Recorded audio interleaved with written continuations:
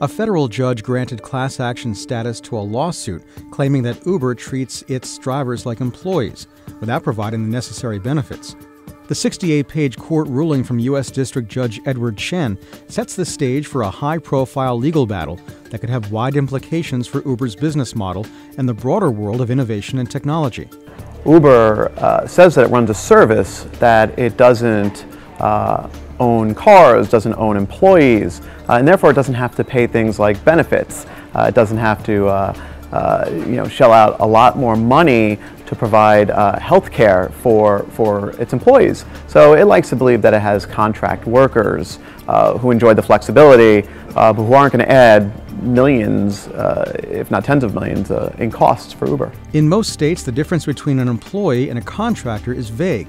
It depends on variables including hours worked, who provides the necessary tools, and whether the job requires special skills. If the class action suit succeeds, it could force Uber to pay drivers for health insurance, workers' compensation, and expenses such as tolls, fuel, and car repairs.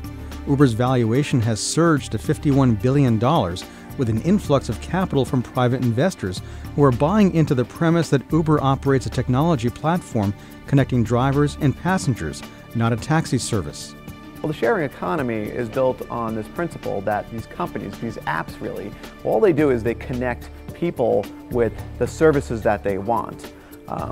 Whether it's I want food or I need somebody to clean my home. But these companies are doing, or at least the idea is that they're doing a little bit more than just providing a connection between the two.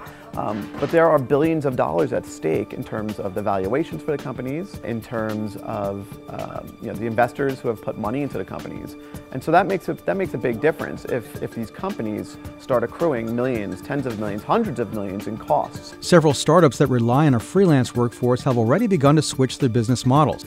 Lux Valet plans to convert parking attendants across 7 U.S. cities to employees and pay for various expenses. Delivery startups Ship and Instacart have also laid plans to switch. Still, not everyone is taking the plunge.